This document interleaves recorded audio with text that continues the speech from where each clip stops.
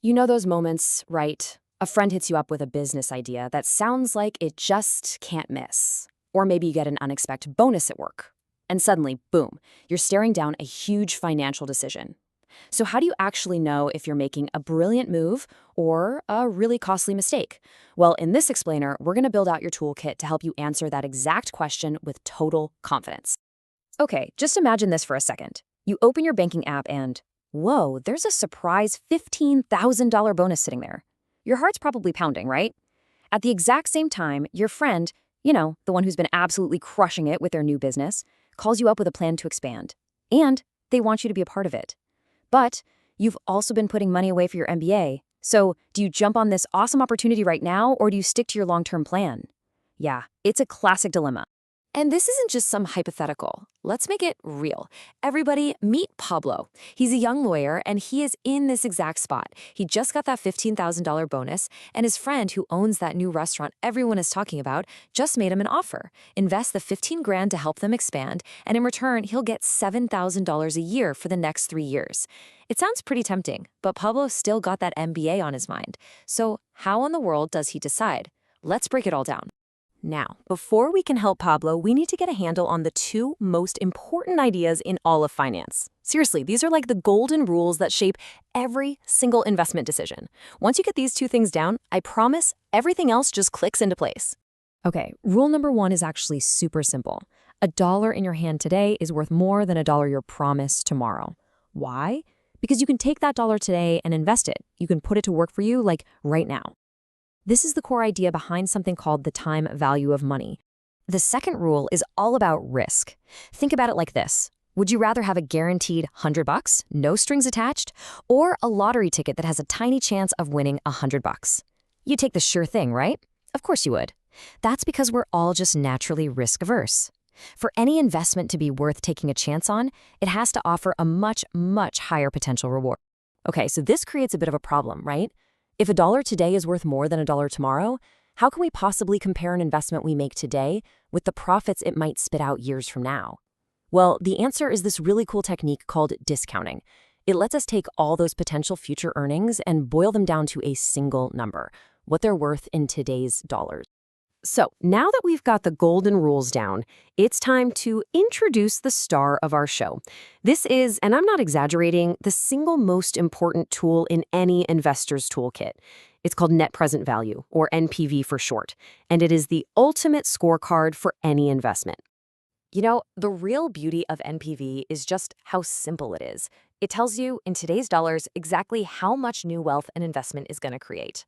All it does is take the future cash you expect to get, brings it all back to its value today, and then just subtracts what you paid for it in the first place. That's really it. Okay, I see you looking at that formula on the screen, and I know it might look a little intimidating, but don't worry. We are not going to do any heavy math here. The only thing you need to understand is what it does. It just takes all those future payments, adjusts them for time and risk, adds them all up, and then subtracts your initial investment. Simple as that. And the decision rule? Oh, it's the best part. Super simple. If the NPV is positive, that's a green light. The project creates value. You should do it. If it's negative, that's a big red light. It means the project actually destroys value and you should walk away. It is that clear-cut. So to figure out NPV, we need to know the future cash flows from an investment. But this is where a lot of people make a huge mistake. They look at the profit on an income statement and think, oh, that's the cash. It's not. And that's an absolutely critical distinction. I want you to remember this. Accounting profit is kind of like an opinion, but cash flow is a hard fact.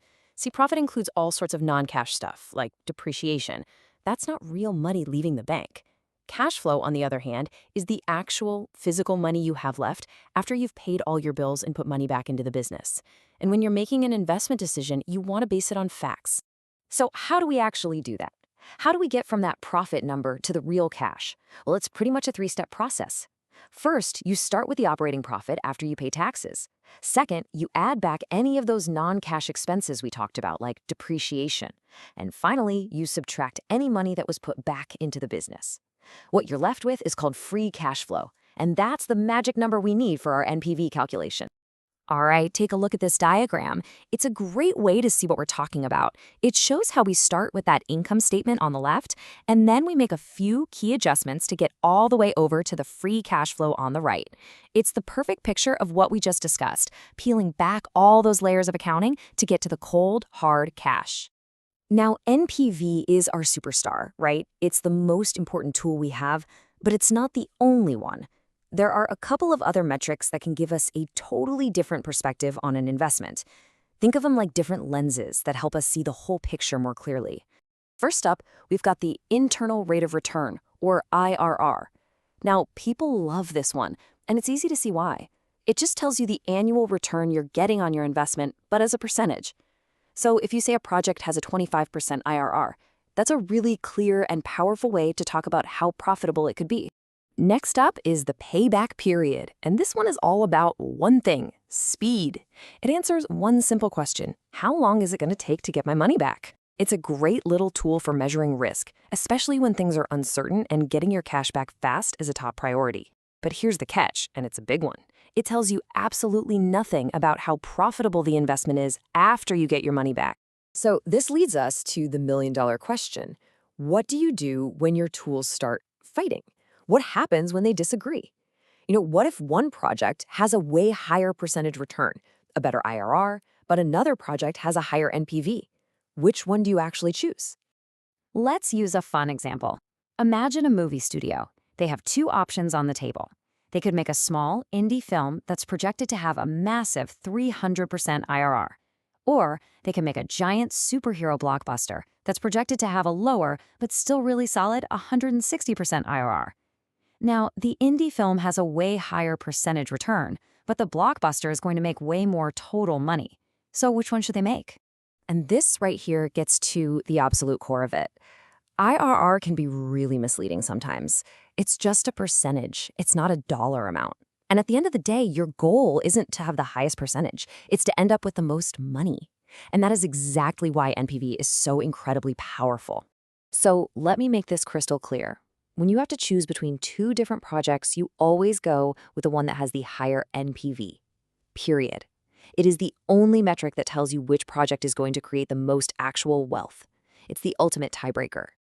All right, let's bring it all back to our friend Pablo. What does all this mean for him?